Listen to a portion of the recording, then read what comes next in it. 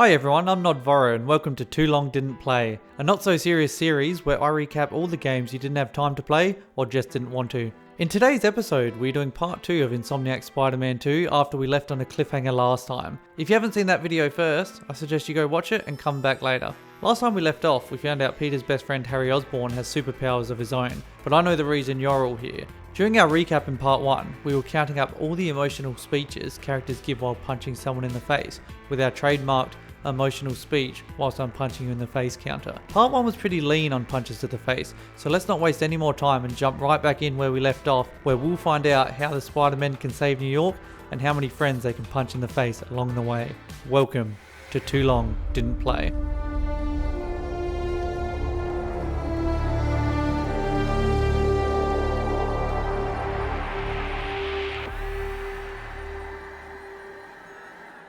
After Peter found out that Harry had a superpowered exosuit, he left him on the rooftop. Now that we jump back in, Peter agrees to meet Harry at the Emily May Foundation so they can diagnose what Harry's exosuit is. When he arrives, they try to learn more about Harry's superpowers, but they end up destroying the lab when Norman Osborn arrives in the morning. Norman asks where Dr. Connors is and shows us why unions are a good thing. No. He doesn't take days off. And then Peter leaves because Norman is way too intense. A short time later, Black Cat calls Peter and lets him know she has a lead that the hunters took Tombstone to a nearby steel foundry. When we arrive, we enter via a smokestack. As we crawl around, Peter shows us his spider sense isn't working as Harry blatantly lies to him. She says she'll head over to Connors soon. That's great news. Yeah, just making sure. You said the steel foundry, right? Yeah. What are you doing? Cardio. Get back to your... As Peter sneaks through the foundry, he's intercepted by one single enemy he could easily deal with. When as a surprise to no one, Harry the liar comes in and saves the day and then kills a man. They work together to save Tombstone from a massive cell when they all have to run out of the crumbling building. Now, they all start running at the same time and Spider-Man is literally catapulting himself forward with webs, but Tombstone somehow keeps up and they all escape at the same time. I should mention at some stage during the escape, a siren went off and the frequency of it made Harry's exosuit writhe in pain. Once they escape, Harry and Peter celebrate a rescue well done with a fist bump and Harry's suit shows it's a stage 5 clinger. After they detach, they see Harry's suit now has a spider on it and he swings away. We switch back to Miles who fights street level crime with Harry before visiting another Mysterium. I also want to correct, in episode 1 I was calling them Mysteriums the Mysterion, which was very annoying listening back to, so I apologise for that. After I correct my amateur video making, Miles visits his mum at her office, which is bugging out. They talk to each other about how Miles is struggling knowing that Mr. Negative is still out there. Now I'm going to skip over this next part as it really pissed me off and really halts the momentum of the main story. Basically, Miles' mum asks us to go help at a music museum as the security has locked her out. She needs to get in as she is supposed to show a donor around. Miles arrives, yada yada yada. Turns out the donor caused a security error so he can steal all the instruments for himself. After we're done doing that side quest, they palm off as a main story quest. The camera turns into a deadite to lead us to a character switch back to Peter. Harry calls Peter to let him know Dr. Connors is still missing and that he has to come to the lab. We find out MJ is going to Connors' house to look for him. We arrive at the lab where Harry is speaking to MJ on the phone. She has found Connors' location by sneaking into a hunter van which is outside Connors' house. She is incidentally abducted, which Harry and Peter hear on the phone. We follow the hunters where we arrive at the zoo with MJ and oh my god we have to play as MJ sneaking around the hunters in a stealth section. They improved these from the first game by giving MJ a taser, but that still doesn't make them fun. I'm sure the developers knew there'd be people who pick apart MJ taking down multiple hunters, so luckily MJ likes talking to herself. Training with Sable paid off sooner than I'd hoped. MJ snoops around the zoo where she finds out the hunters are trying to reactivate Connor's reptile genes. Then for some reason the game briefly turns into a plague tale and MJ finds information suggesting Kraven has hunted and killed Vulture. She finds Connor's cell phone that Harry happens to be calling, so she answers it and lets him know where she is when she sees Connors being led to a cage by hunters. They chain him up and thus begins a large MJ section where we need to sneak past hunters to obtain a key and a code. MJ finds a key in the code, which is a reference to System Shock and other immersive sims, and then goes to save Connors. As we are unchaining Connors, Kraven interrupts us in the cage and injects Connors with a serum to reactivate his lizard genes. I told you in the first episode, he used to be a lizard. Now in some of the worst superhero timing I've ever seen, Peter and Harry show up and snatch the injection from Kraven once it's already been emptied into Connors' neck. Sorry we're late. At least he apologizes. Rather than fight, in true mid-story supervillain fashion, Kraven just walks away and lets his hunters take on Spider-Man. MJ takes Connors to go find an antidote to prevent him from transforming back into a reptile. MJ and Connors find the antidote, but Kraven throws a spear at them and takes the antidote for himself. Rather than destroy it, he attaches it to his neck as he commits another mid-story supervillain move. Without being cured, Connors begins to turn into a green nightcrawler. Because this excites Kraven, he goes to hunt Lizard when Spider-Man jumps in to save the day and gets immediately stabbed by Kraven. No worries though, just but a scratch. This angers Harry, who turns into an octopus, which excites Kraven so much he makes an on-the-nose reference to Harry's suit. Not as venomous as they say.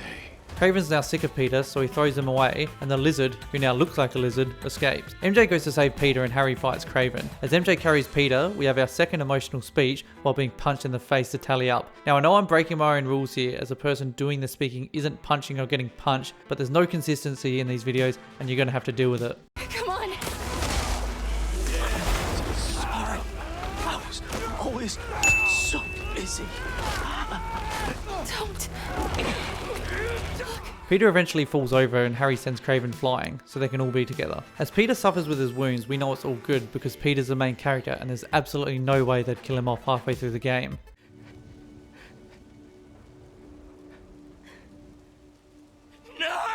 Ooh, I guess they would.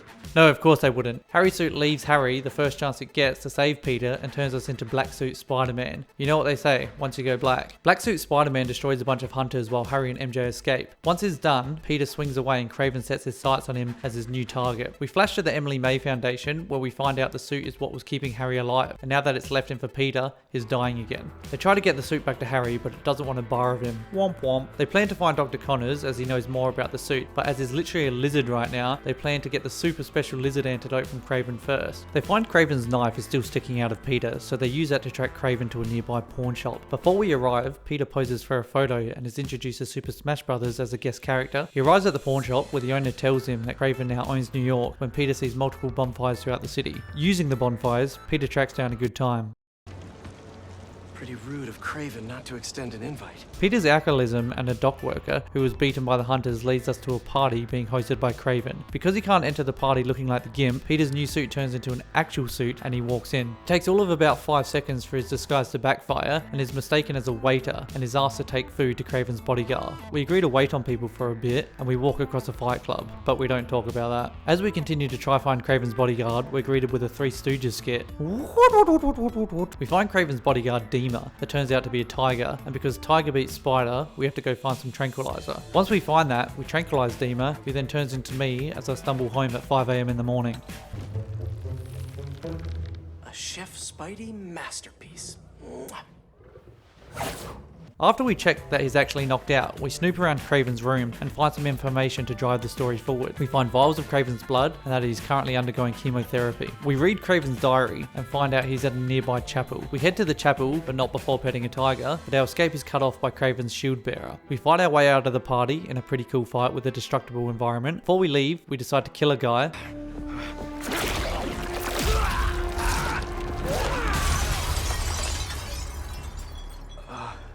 That wasn't me.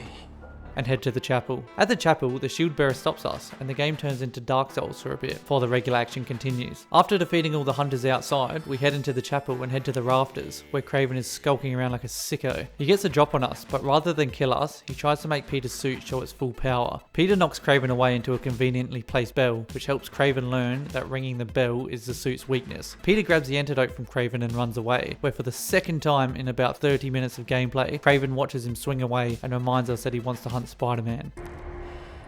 My final hunt.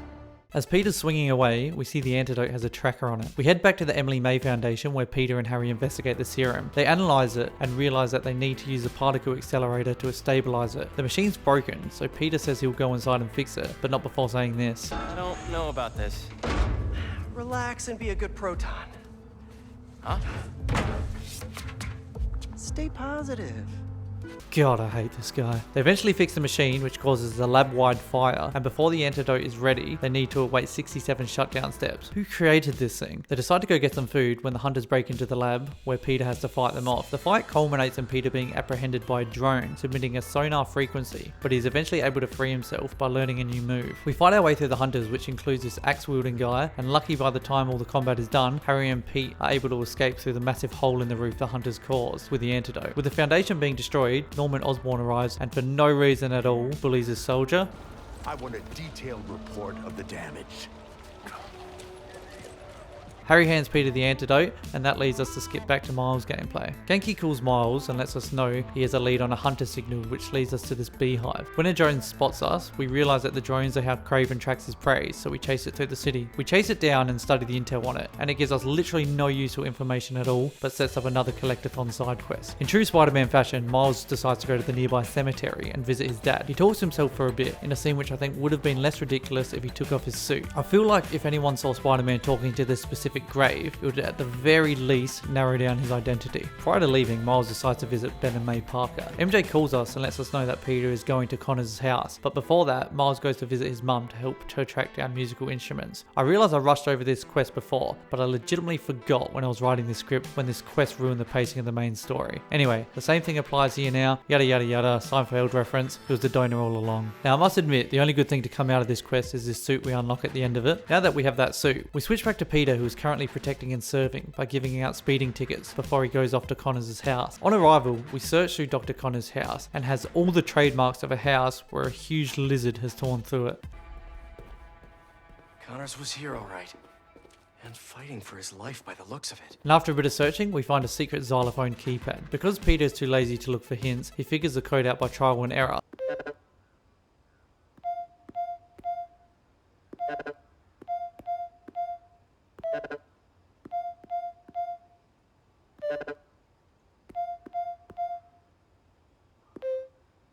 Which unveils a secret lab. In the lab, we find some footage that shows Dr. Connors has turned feral. We see Connors escape the house, and in true Spider-Man 2 fashion, hunters show up. A fight ensues when we get to add to our tally of emotional speeches while getting punched in the face.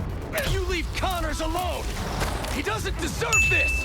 After we beat the hunters, we get information that Lizard is at a Harlem fish market, which is too far for Peter Parker, who we've literally seen fly across the city numerous times, so we switch back to Miles, who is spending time with Haley. Peter the cockblock calls him and asks him to head to the market to get Dr. Connors. Because Miles has no balance, he heads there immediately. We arrive at the market where we see Miles' camouflage could really use some work before he enters the building. After sneaking and fighting through some hunters, we hack a drone that uploads Genki into it. Genki Bot gives off Old World Blues vibes. It's alive! And we follow it around to track the lizard. Spider-Man 2 then briefly turns into a horror game. What the fuck, man? Did I just get faked out by lizard skin? It's just his skin. Stop touching that. Why did he have to touch it? After getting scared by the lizard skin, we get another fake out where Black Suit Peter jumps out to scare us. He gives us a sample of Dr. Connor's blood he picked up and we upload it into the Genki bot. They hear a noise and in a non-fake out, the lizard jumps out of the floor and escapes the building. He jumps into a nearby river and some nearby hunters begin to give chase. During the chase, Miles falls into the water where he, the chaser, becomes a chasee. In a scene which I can imagine was inspired by Godzilla -1. Miles finally escapes the water by taking the lizard for a ride before taking out a hunter gunship with an alley-oop. The lizard escapes the Spider-Man and Peter starts showing some Black Suit bloodlust. He's mine. You sure? He's got big teeth. So do I. And he goes after the lizard alone. We switch back to Peter and track Connors to a nearby sewer. As we enter the sewer, Harry calls us with massive passive aggressiveness, You're alive. I haven't heard from you in a while. which earns him a lie from Peter. As soon as I stick him with the antidote, this suit's coming right back to you. After hanging out, Harry shows us he's turning into a cripple while he goes to stare at a tree. During our search for Connors, we come across a secret underground Oscorp lab. We explore the lab for a bit and find information to suggest that Dr. Connors had used a particle accelerator to break down a mysterious mineral. Peter's suit seems to like that. Peter is interrupted by a noise, and when he goes to turn on the power, he's snuck up on by the lizard. This cues our boss fight against the lizard, which in turn cues our next addition to the emotional speech punching you in the face. Now, a lot of these boss fights have multiple stages with multiple emotional speeches and even more punches to the face. So I've decided that each fight only gets added once to the counter, barring one that comes later.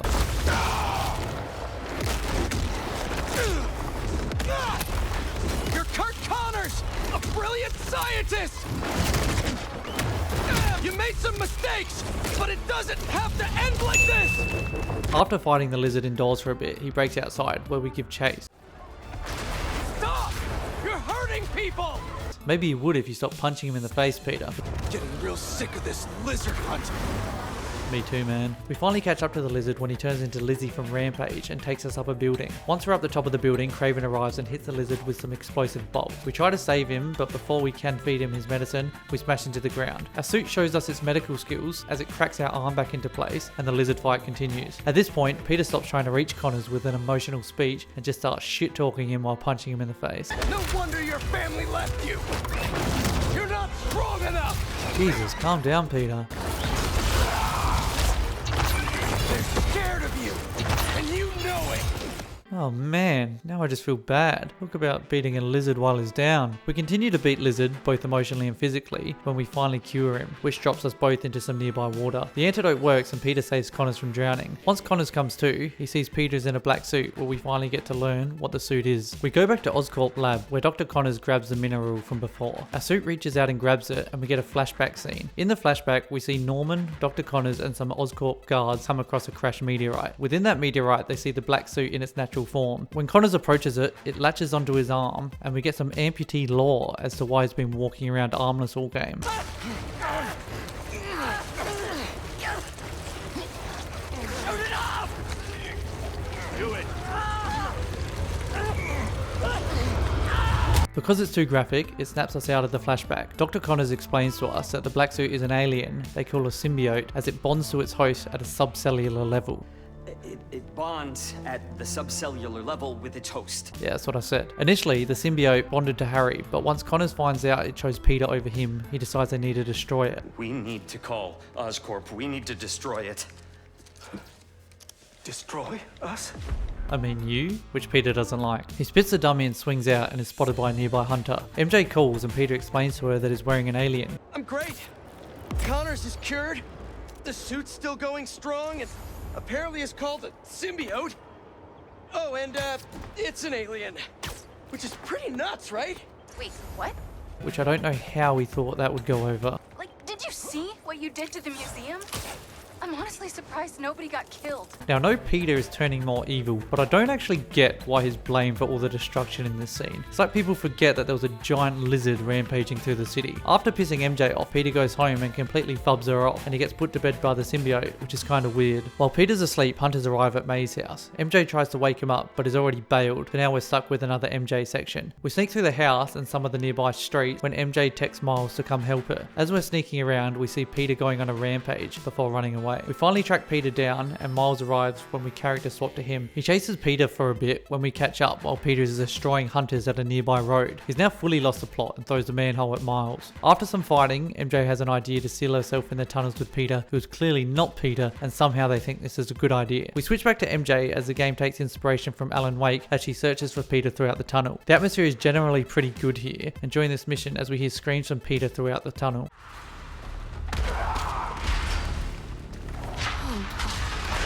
When we finally catch up to Peter, he attacks MJ and sabotages himself as he sets a jackhammer off onto some metal pipes. The frequency it makes causes him to lose his shit, so MJ turns it off. Peter passes out and it looks like MJ has saved him from the symbiote. Because this game hates keeping up momentum, we switch back to Miles and have to fight off generic hunters. This fight results in a crane falling over and Miles saving the crane operator from dying, in a shocking twist reveal that the crane operator was evil all along. He jugs Miles and Kraven abducts him, more like Kraven the Predator. We switch back to MJ, who uses her taser to wake Peter up. The symbiote assumes MJ is a threat and chases her through a tunnel trying to kill her. MJ somehow escapes Spider Symbiote, which is just as ridiculous as Tombstone outrunning Spider-Man before, and we return to Kraven.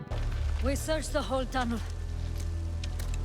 He is gone. Couldn't have looked too hard because he was right in there. We then get this shot of the symbiote meteorite, which I guess shows us it's in Peter's mind. This will be relevant later and we'll get to that, but for now, emo Peter wakes up on a park bench refreshed as ever. Amazing what a night of murder can do for someone. For a man that does not remember what he did last night and woke up on a park bench with multiple texts from his girlfriend, Peter walks off way too chuffed with himself. This guy wouldn't know anxiety if it slapped him in the face. What does piss Peter off though is MJ's story hitting the front page that says Spider-Man is acting un-Spider-Man-like. He then goes to Harry's house, where Harry is starting to look more like death, and Peter has no intention of saving him. I need that suit back. when MJ enters the room. They try and have an intervention for Peter because he's starting to act like a fucking psychopath, and then Peter has a go at his dying friend for taking medicine. Why don't you pop some more pills and say what you really feel? This is the part of the story where Peter becomes completely unlikable. As he's being an arsehole, he hears another weird yell from Norman in the other room. They have a weird moment that seems genuine, but because they show Harry eavesdropping, it makes it seem like they're trying to make a jealousy subplot that doesn't really go anywhere. This angers Harry, so once Spider-Man leaves, he takes it out on his window. He yells at MJ because everyone's slowly starting to lose the plot, and then we go back to Peter gameplay. When Miles' mum calls Peter and asks him to look for Miles as she hasn't heard from him. Peter goes to her office and speaks to Miles' mum, who he yells at. I'm calling the hospital. I said I'd find him. And then gets a taste of his own medicine. Go help him. Because he can give it out but can't take it, he swings off. We cut to Miles, who is locked up in a cage, which he easily breaks out of before escaping, completing a mission impossible and avoiding some lasers. After escaping his cage, it leads him to a prison where Kraven has kept numerous villains he has locked up. After knocking out some guards and doing some stupid platforming, we find an audio log that shows us Kraven is looking for the perfect prey that can kill him and give him a worthy death. Only an equal may taste my last breath. This is in line with the chemotherapy treatment we saw before when we were playing as Peter, which shows us Kraven is dying of cancer. We continue searching and see what happened to Dima before finding a room where we get a guard of honor from some hunters. It leads us to the Colosseum, where our name is Miles Decimus Meridius. We're the main event as Kraven and his hunters watch on, as they put Miles against Mr. Negative in a fight to the death. Fight To the death. Or die here together. So how many people did you kill before I got here? I didn't have a choice. You always have a choice. No, he didn't. Didn't you just hear Kraven? Fight To the death. Or die here together. See? Miles begins to fight Mr. Negative, and if you were missing our emotional speech while punching him in the face counter, it is back in a big way for this segment. Come on, just need an opening. Do you feel any regret for what you've done? Whatever I did to you in the past, it's never been personal. I'm sure to you it wasn't. What do you want? An apology? I want you to feel even half the pain you caused me. A fight begins on the Colosseum floor, and after multiple stages of fighting and multiple emotional speeches, we defeat Mr. Negative. This doesn't stop him playing dirty though, as he pulls us inside of him. Now that we're inside Mr. Negative, he can see inside our heads and use our fears against us. The fight continues, and remember when I said there was one fight I'd count as an exception for our emotional punch counter? This is the one. As Mr. Negative tries to break down Miles, the fight leads us to numerous stages where important people in his life talk absolute shit to him. Up first, a projection of Peter Parker appears as he rips into Miles for being a poor Spider-Man. All you've ever done is let people down. Put people in danger. That's not Spider-Man. Spider-Man helps people. You just hurt them. It's not true. Hey, whoa, don't shoot the messenger here. It's not even me you're letting down. It's your dad. Oh! Once Peter's done tearing him down, we see a projection of Genki who rips into Miles for being an awful friend. I'm not listening! Yeah, I'm not surprised you'd say that. Because all that matters is you, right? All you do is take. You put me in danger. You put Haley in danger. And for what? What do we get? I know I'm Left behind. That's all we get. Or we end up like Finn. Genki! Genki! I know I said. In case having your hero and your best friend tearing shreds off you wasn't enough, the next layer is Miles' mum. She starts roasting him for being an awful son and basically disowns him. No! You're going to get yourself killed. Won't! And then what? You can't win, Miles. I should never have let you try. All it's ever done is make me more alone. Put me in more danger. No! I want to protect you! I will! Heard that before. We finally get through that fight, and Miles thankfully is saved in the deepest level of his mind by his father, who's here to offer support. Come on now. You're more than just Spider-Man. You can try and hide behind that mask, but I know who you are. And what you stand for. I've been watching you. You have? And it hurts. What happened to the boy that I raised? Oh, I read that wrong. Papa Miles is here to rip into him even worse than the first three combined. You don't mean that! I do. We all do. You're a failure, Miles. Always will be. No! You never say that! None of you would! I'm not— It's time to give up. Give up, Miles. No. Luckily, this is Mr. Negative overplaying his hand and Miles is able to overcome this roast. He starts giving an emotional speech, which is ruined by me getting an achievement. You're done, Lee. I'm not doing this anymore. You wanna know who I am? I'm the kid whose dad you killed at City Hall. What? He died because you decided your problems were more important than all of those people's lives. Jefferson Davis was a hero who saved people from you. Because Mr. Negative doesn't want to break our emotional punch counter, he finally shows himself and Miles uses the power he gained from being bullied to defeat Mr. Negative. As Mr. Negative resigns to Miles, Miles pulls a Swifty on Craven and rather than killing him, he throws Mr. Negative to safety, telling him to find Spider-Man. Now instead of doing what a sane man would do and swinging himself to safety, Miles makes a heroic sacrifice and remains captured by Craven. This ends the gladiator portion of the game and we return to playing as Peter. Ganke calls us and tells us to go to Feast, which we do, and meet Mr. Negative. Instead of hearing him out, we immediately try to kill him. It's ineffective. Mr. Negative catches Peter up on the gameplay we just played through and Peter leaves to go find Miles. Once we leave, Peter starts speaking to himself in one of the whiniest portions of this game, which is genuinely annoying to listen to. Reminds him of me. He doesn't even know me. Or Miles. A little bit of help, now all of a sudden he's a good guy. As soon as Miles is safe, Lee's going back in a cell. Not now, MJ. Is Spider-Man doing more harm than good? How about now? Now who needs the old Spider-Man? What's so great about the new Spider-Man anyway? He can't even stop some hunters. They destroyed the EMF. Destroyed my life. I'm going to lose May's house because of them and Craven. His moaning even annoys the symbiote, so it interrupts him. Kill Craven. After bitching and moaning for a bit, we arrive at Craven's lair, where I'm pretty sure Peter starts killing people.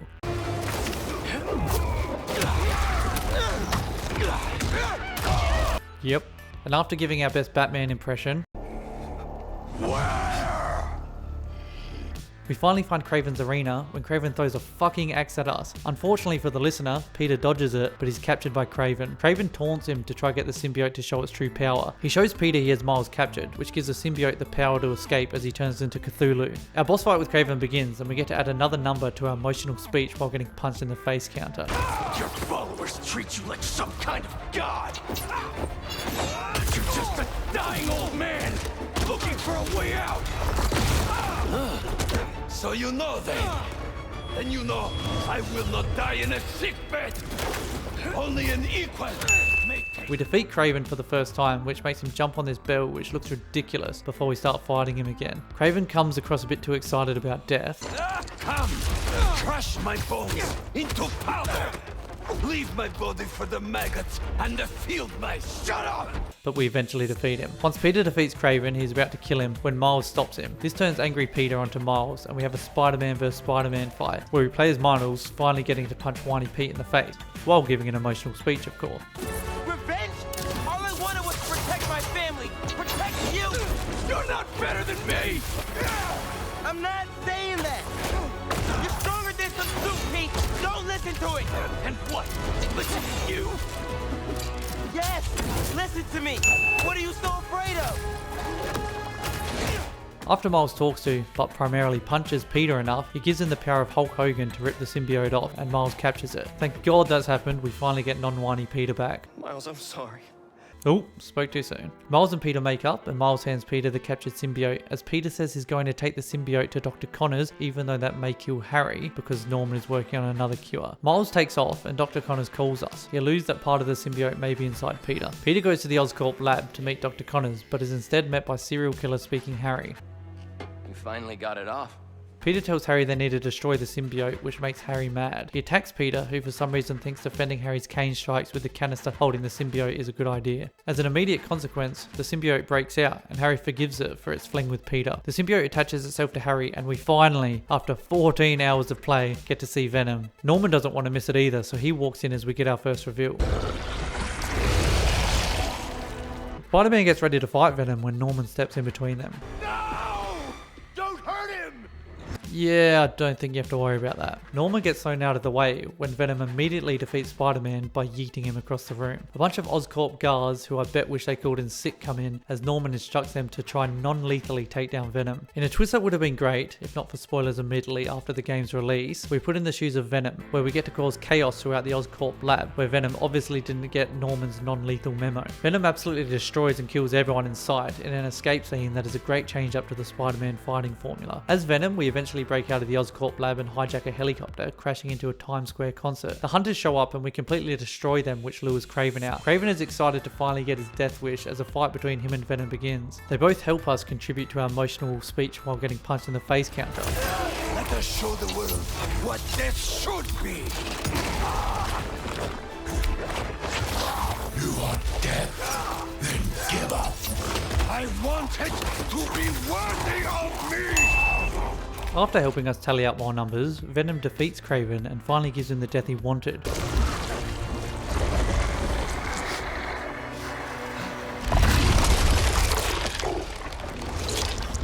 Yeah, I don't know, man. Palliative care might have been better than that. The Harry inside Venom has a panic attack because he just killed a man by biting his head off, so then he jumps to his mum's grave nearby, where he speaks to his mum, who sounds a lot like Venom. You finally have the power to do what we've always wanted.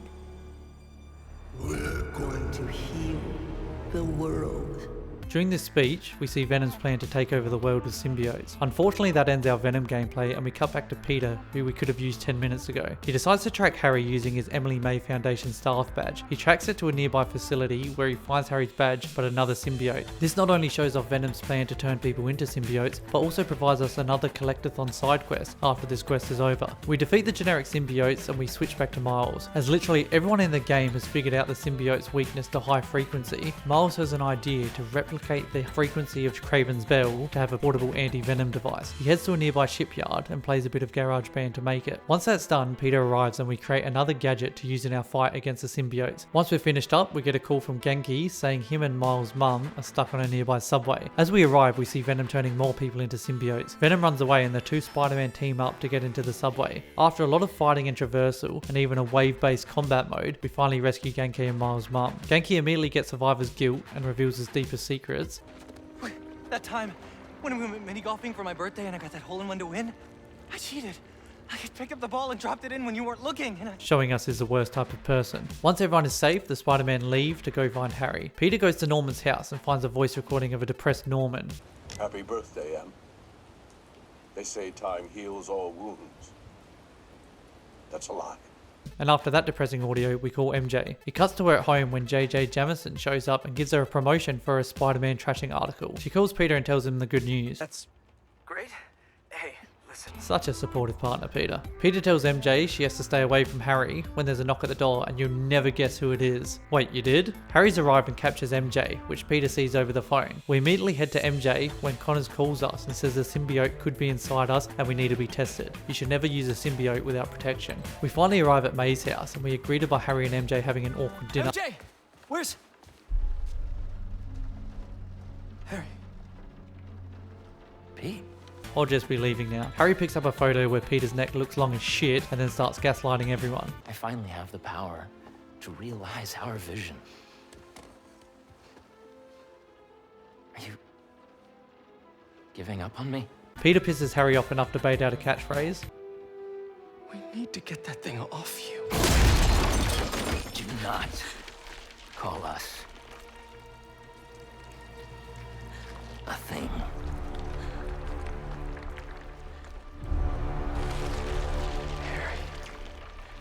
We are not, Harry. We are.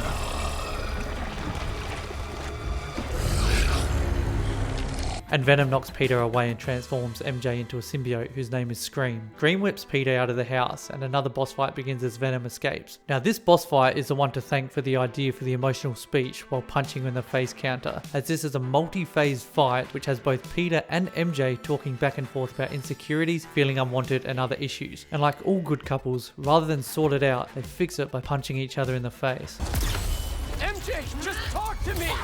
I'm done talking! Done begging for validation from you, from anyone! operation? If this is about your job... This is about me. Hey! Not my job in a stupid house. For once, not about you. About me!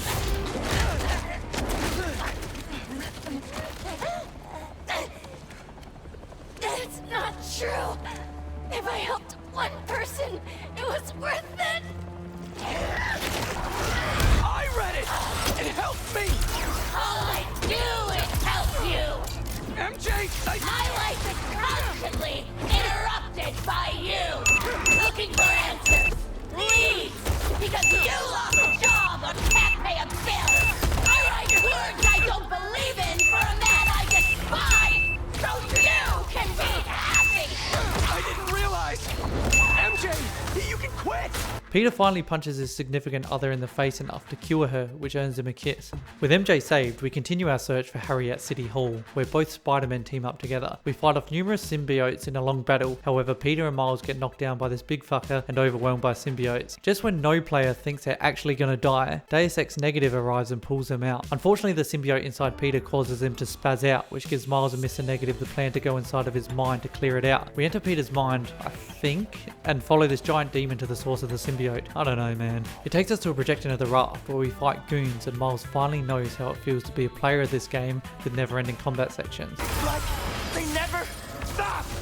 After the fight, we travel through a projection of the symbiote having killed a rogues gallery of villains and how much easier and quicker this recap would have been if we stopped locking villains up to escape all the time. The next projection we go to is May's house, where Mr. Negative sacrifices his powers to save Peter. This act of kindness unlocks a Mr. Negative and Miles heart to heart. We finally find the source of the symbiote, and after killing more projections, we find Peter crying over May's dead body. We return to City Hall, where the threat of symbiotes looming not only wakes Spider-Man up, but turns him into anti-venom Spider-Man. I guess what they say about going black isn't true.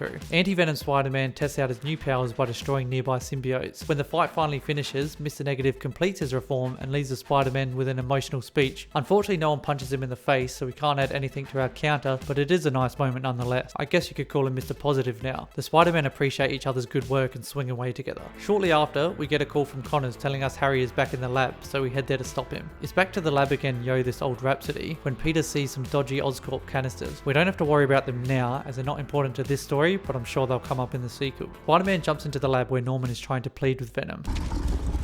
Please. Just give me back my son. We are your son.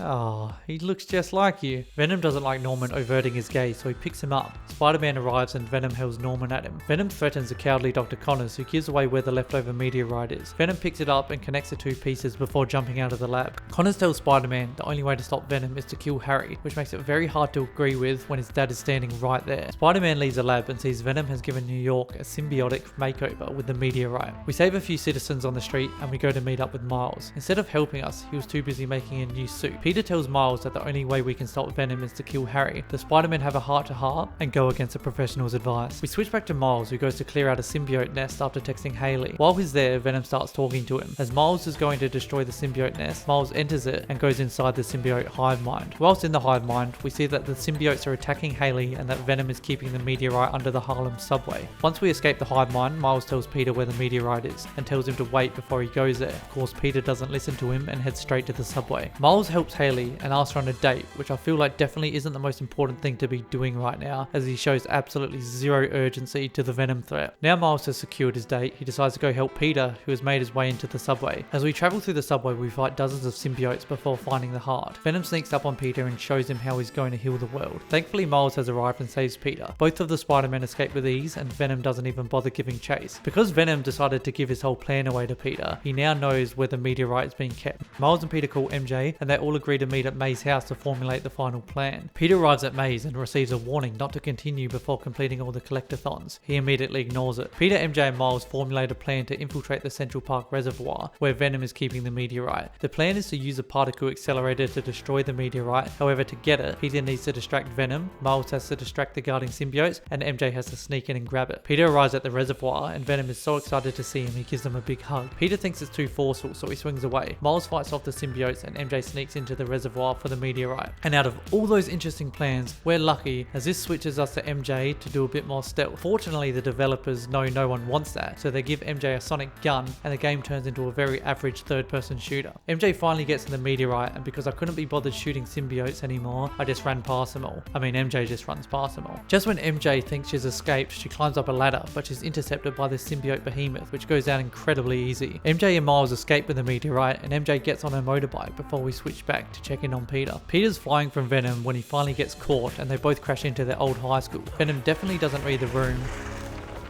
This is where we became best friends.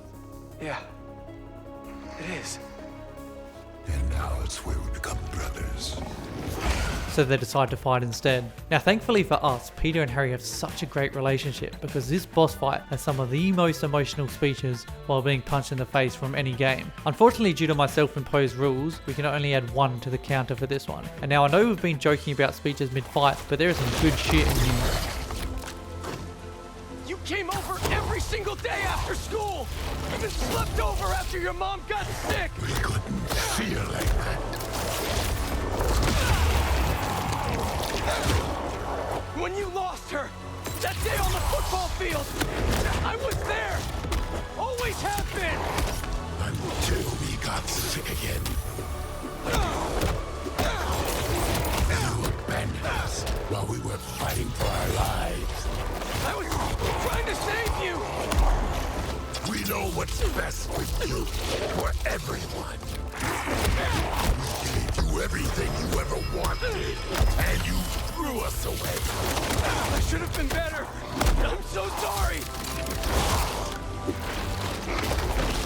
Then you replaced us with Miles. We poisoned you against us even more. No! He saved me! Just like I'll save you! We've never been good enough for you or Dad. It's messing with your head, Harry! You're my best friend! Then why don't you trust us? I trust you, Harry! Not that thing you're wearing! We are not a thing.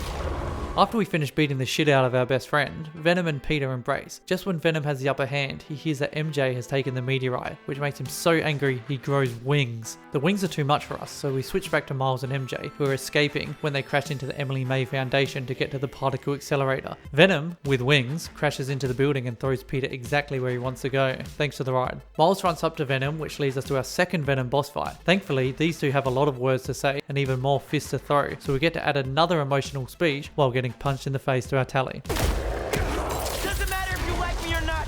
I'm here for you. Venom eventually overpowers Miles, but just as he's about to crush him with his meteorite, MJ comes in with the Miles stuns Venom, which gives Harry a bit of a breather before Venom takes over again and tries flying away with a meteorite. Both Spider-Men latch on and chase Venom into the sky, when my game decides to show me why this game is not best played on PC due to an audio glitch.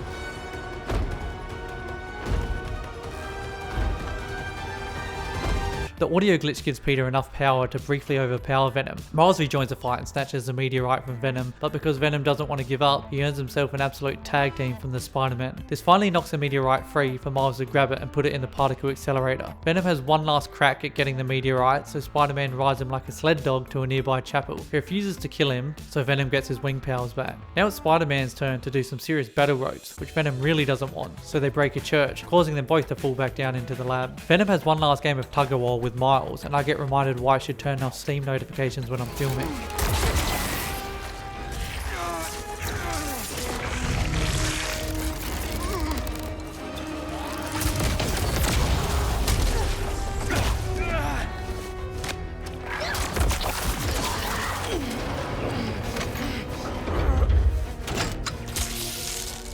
We're in business!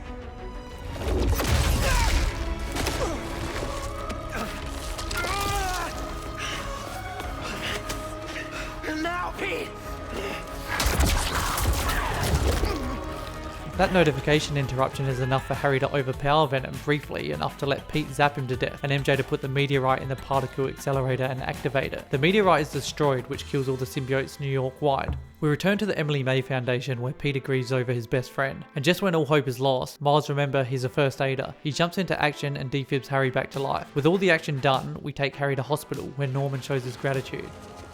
What have you done? What have you done to him? I'm sorry.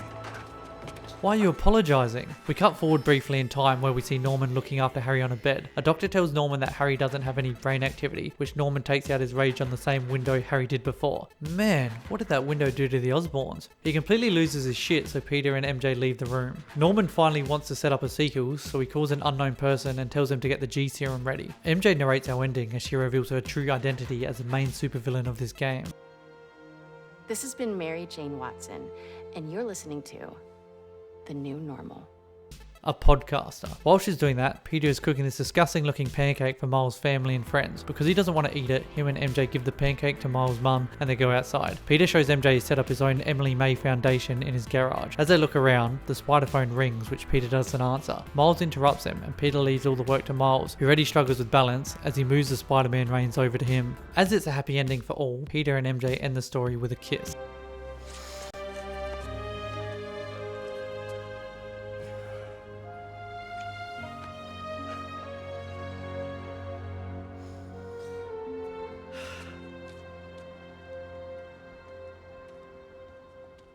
Just kidding, this is a Marvel property. You didn't think the story ended after the credits, right? We have a mid-credit scene where Norman visits Doc Ock in the raft. Norman tells Otto he wants to know Spider-Man's identity and this cliffhanger is set up.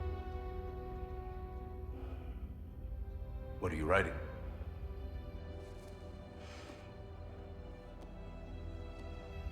The final chapter. And then the game ends. Oh wait, no it doesn't. In a Lord of the Rings move, there's a lot of endings here as we go to an end credit scene now. This one shows Miles and Haley having dinner with his mum when she finally introduces him to her new boyfriend. In another setup, we find out her partner is none other than Albert Moon and his daughter is with him, Cindy Moon.